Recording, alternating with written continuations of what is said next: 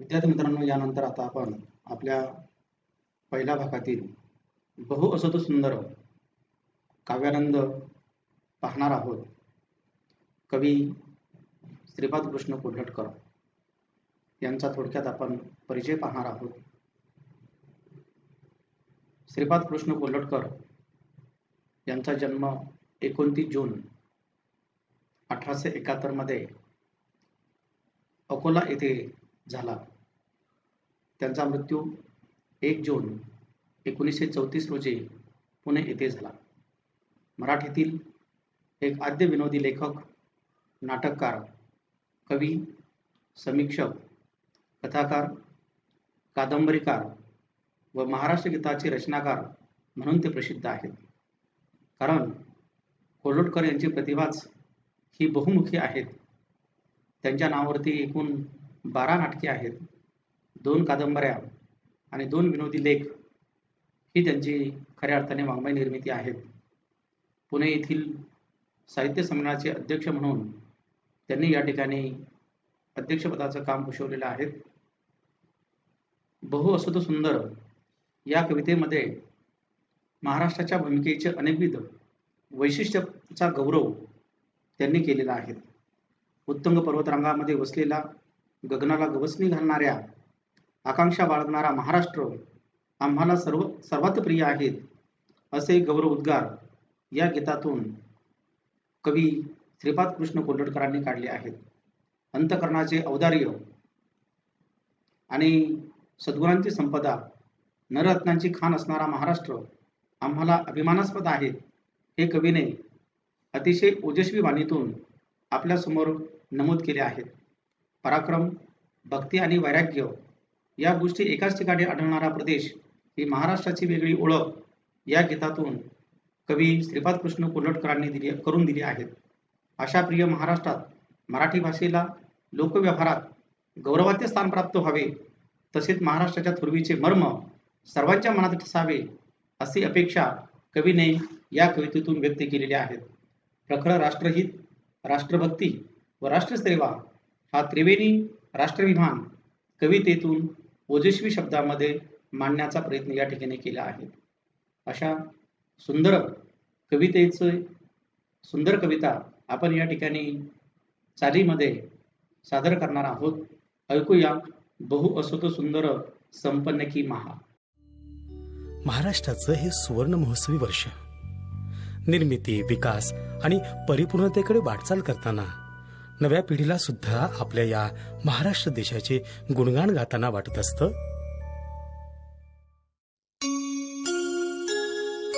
बहुअसूत सुंदर संपन्न की महा, बहुअसूत सुंदर संपन्न की महा.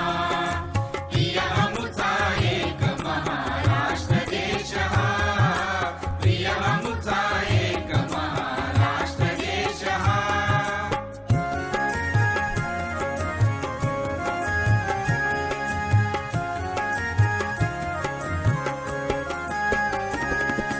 गगनभेदी गिरविण अनुनच जिथे उरे, आकांक्षा पुढती जिथे गगन ठेंगणे.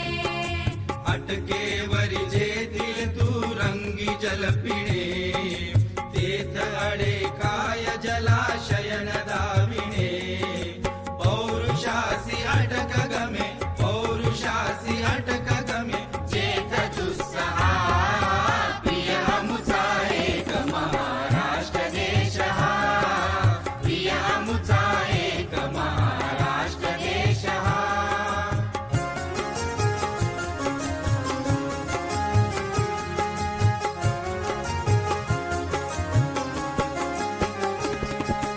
विक्रम वैराग्य एक जागी नांदती, जरी पटका भगवा झेंडा ही डोलती.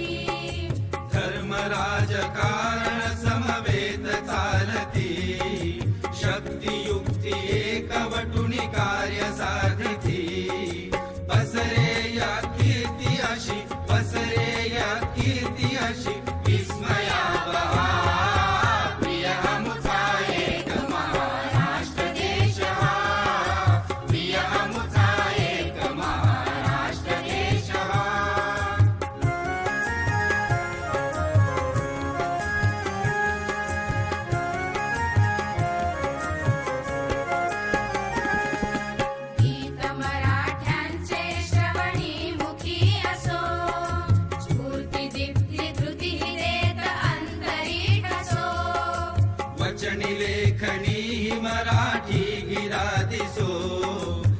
भारत महाराष्ट्र धर्म मर्म मनी वसो देह पडो तत्कारणी देह पडो तत्कारणी ही असे स्पृहा प्रिय अमुचा एक महाराष्ट्र देश हा प्रिय अमुचा एक महाराष्ट्र देश हा बहु असोत सुंदर संपन्न की महा बहु असोत सुंदर संपन्न की महा प्रिय अमुचा एक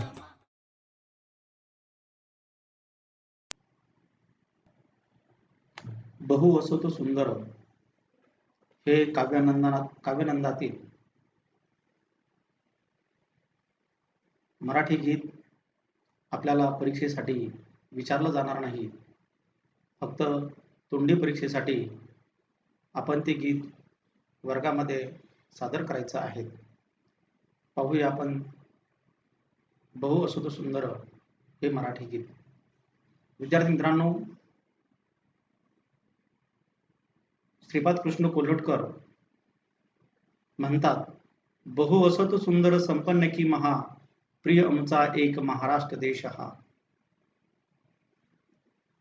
विद्यार्थी मित्रांनो, जगामध्ये अनेक देश आहेत आणि या सगळ्या देशामध्ये आपला भारत देश सगळ्यात सुंदर आणि संपन्न आहे.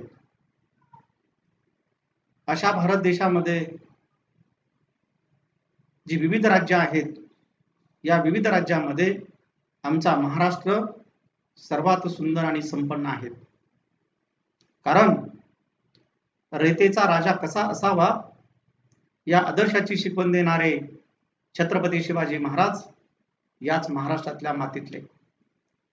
हिंदवी स्वराज्याची स्थापना करून मराठ्यांचं राज्य या महाराष्ट्रामध्ये छत्रपती शिवाजी महाराजांनी निर्माण केलं. स्वातंत्र्य चळवळीमध्ये काँग्रेसला लोकाभिमुख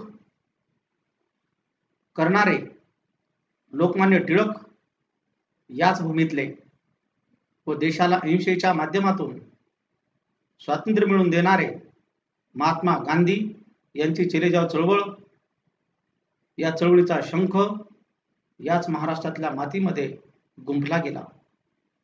देशामध्ये स्त्री शिक्षणाची मुहूर्तमेढ रोवणारे फुले दाम्पत्य याच महाराष्ट्रातल्या मातीतले आणि जातीच्या शृंखला तोडणारे. एवढेच नाही तर राज्यघटनेचे शिल्पकार डॉक्टर बाबासाहेब आंबेडकर हे महाराष्ट्राच्या विविध विचार प्रवाह महाराष्ट्राच्या भूमीत उमलले आणि भारतभर फुलले. आणि म्हणून कवी म्हणतो, बहु असत सुंदर संपन्न की महा प्रिय आमचा एक महाराष्ट्र देश हा. म्हणून आमचा महाराष्ट्र हा इतर देशांपेक्षा इतर राज्यांपेक्षा सर्वात श्रेष्ठ आहे. आमच्या महाराष्ट्रामध्ये कोणत्याही गोष्टीची कमी नाही आणि म्हणून तो श्रेष्ठ आहे. महाराष्ट्राची उज्ज्वल परंपरा आणि महानता स्पष्ट करताना कवी पुढे म्हणतो, गगनभेदी गिरविन अनुनच जेथे उणे आकांक्षा पुढती जेथे गगन ठेंगणे अटकेवरी जेथील तुरंगी जल पिणे तेथे अडे काय जलाशय नंदाविणे पौरुषासी अटक गमे जेथे दुस्सहा. कवीला या ठिकाणी सांगायचं आहे की महाराष्ट्राच्या पश्चिमेला सह्याद्रीच्या उत्तुंग अशा प्रकारच्या पर्वतरांगा आहेत. याच पर्वतरांगामध्ये छत्रपती शिवाजी महाराजांनी मराठी मावळ्यांना हाताशी धरून त्यांच्यामध्ये स्वातंत्र्याची लालसा निर्माण या ठिकाणी केली. मराठी माणसांच्या इच्छापूर्तीला आकाशाची मर्यादा नाहीत हे यामुळे या ठिकाणी खऱ्या अर्थाने सिद्ध झालं की ज्यांच्या आकांक्षा पुढे गगनही ठेंगणे आहेत असं कवीला या ठिकाणी सांगायचं आहे. कवी म्हणतो, इथला प्रत्येक कण ना कण खऱ्या अर्थाने कमी नाही, तोकडा नाहीत. प्रत्येक माणसाचे मनोरथ, प्रत्येक माणसाची दुर्दम इच्छाशक्ती इतकी मोठी आहे की त्या स्वाभिमानी आकांक्षा पुढे आबाळही बुटके झाल्याशिवाय राहणार नाहीत. आकाशापेक्षाही भव्य आमच्या मनोकामना आहेत. आकाशाला गवसणी घालण्याची ताकद आमच्या या मराठी माणसामध्ये आहे. याचा अभिमान खऱ्या अर्थाने कवीला आहे. पुढे कवी म्हणतो, अटकेवरी जेथील तुरंगी जल पिणे तेथे अडे काय जलाशय नंदाविणे पौरुषासी अटक गमे जेथे दुस्सहा. विद्यार्थी मित्रांनो, तुम्हा सर्वांना माहिती आहे की 1752 मध्ये अफगाणिस्तानचा अहमद शाह अब्दालीने हिंदुस्थानवर स्वारी केली त्यावेळी झालेल्या करारानुसार रघुनाथराव पेशवे दिल्लीला बादशहाच्या मदतीला धावून गेले. परंतु ते पुन्हा जेव्हा दक्षिणेत परतताच अहमदशाह अब्दालीने मराठ्यांनी जिंकलेले प्रांत पुन्हा काबीज केले. त्यासाठी रघुनाथराव पुन्हा 1758 मध्ये दिल्लीच्या दिशेने जाऊन त्यांनी आजच्या पाकिस्तानातील लाहोर, मुलतान हे प्रांत काबीज करून थेट सिंधू नदी गाठली व तिच्या तीरावरील अटक या गावी 10 ऑगस्ट 1758 रोजी आपली छावणी टाकली. याच वेळेस इकडे इराणच्या बादशहाने महाराष्ट्रातल्या मराठ्यांशी दोस्तान्याचा पैगाम पाठवला.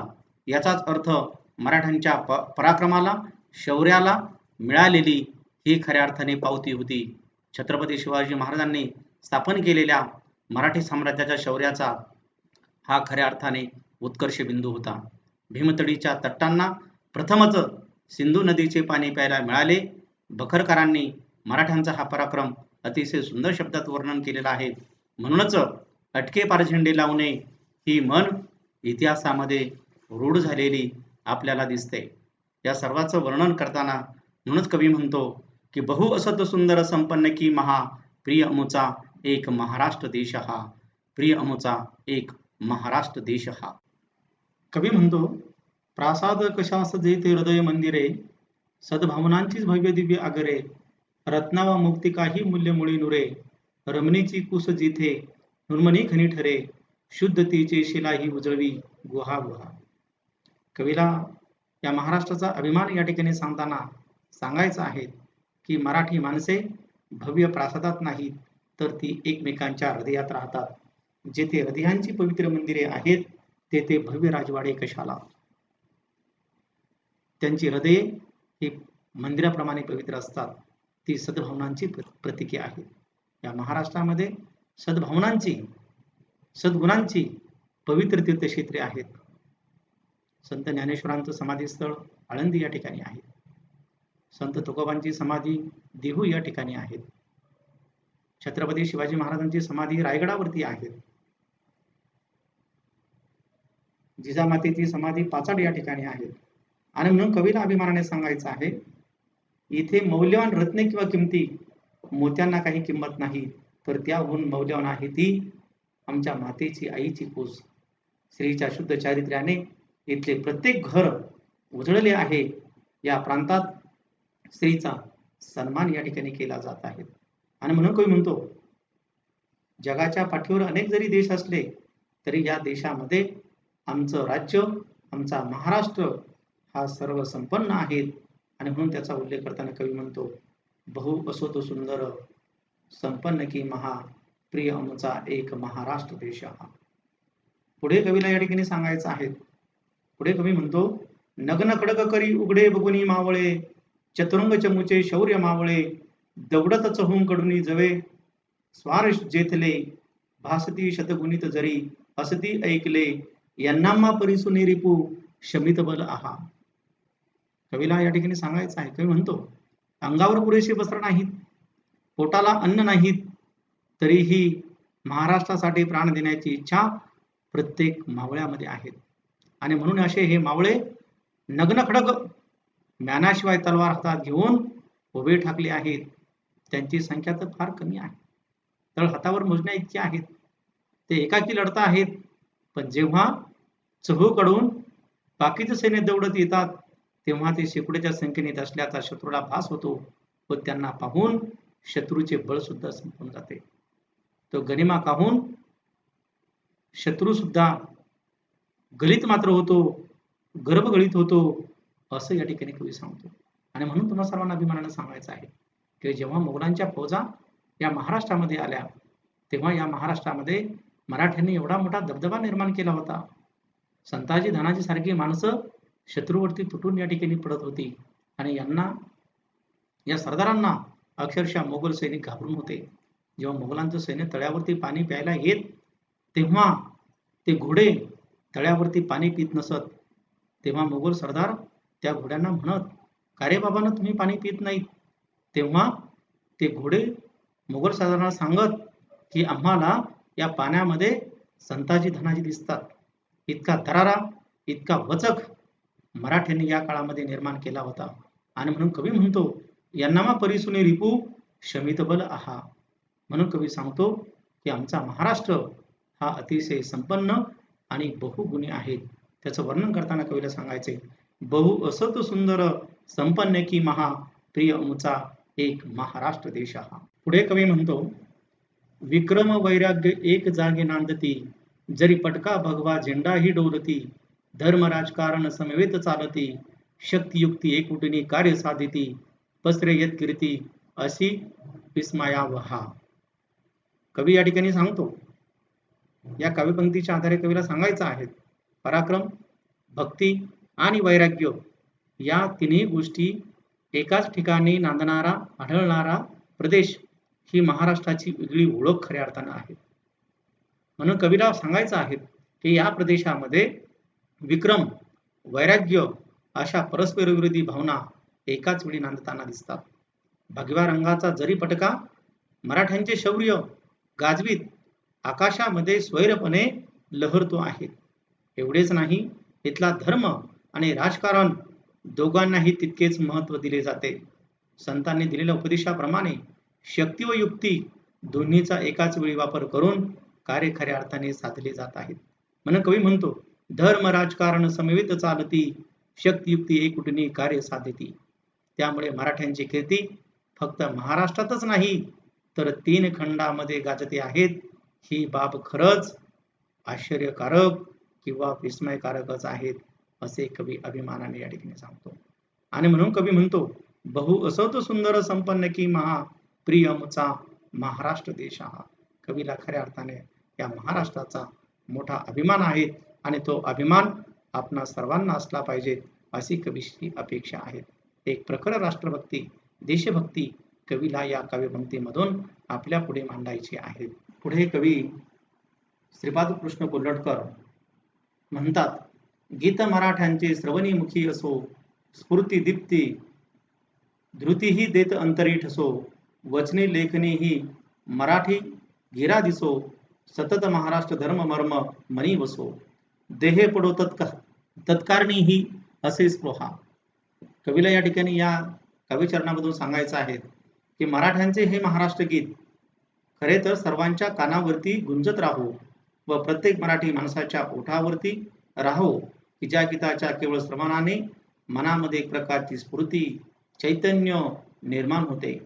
बोलण्यात आणि लिहिण्यात मराठी भाषा नित्य असो अशा प्रिय महाराष्ट्रात मराठी भाषेला लोकव्यवहारामध्ये गौरवाचे स्थान प्राप्त व्हावे. हा महाराष्ट्र धर्म सर्वांच्या मनामध्ये वसत राहो. समर्थ रामदासांनी म्हटल्याप्रमाणे मराठा तितका मिळवावा, महाराष्ट्र धर्म वाढवावा. या राष्ट्राच्या रक्षणासाठी आपला देह कारणी लागो हीच इच्छा प्रत्येकाच्या मनामध्ये निर्माण व्हावी अशी अपेक्षा कवी श्रीपाद कृष्ण कोल्हटकरांनी या काव्यपंक्तीतून व्यक्त केलेली आहे.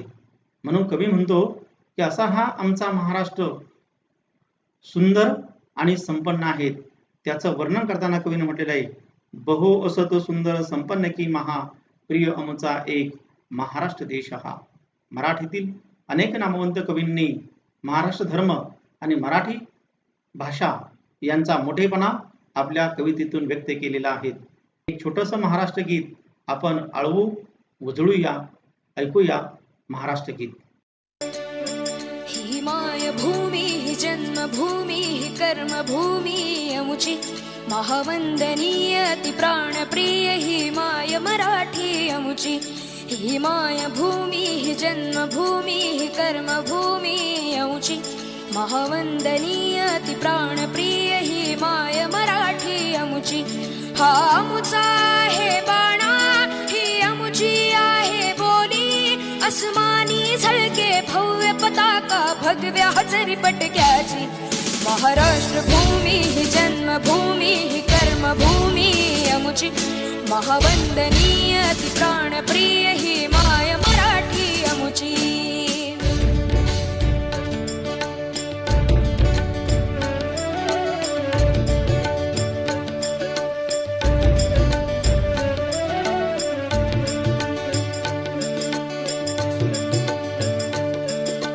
राकट देशा कणखर देश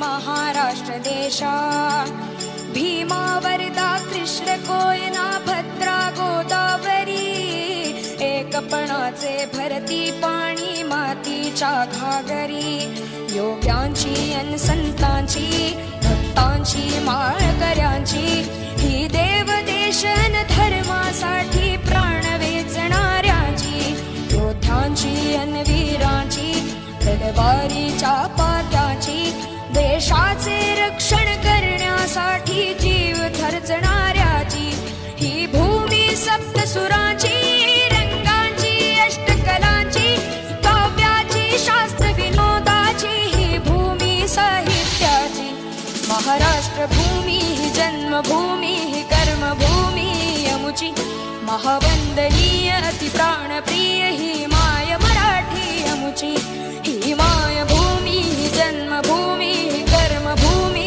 यमुची महावंदनीय अति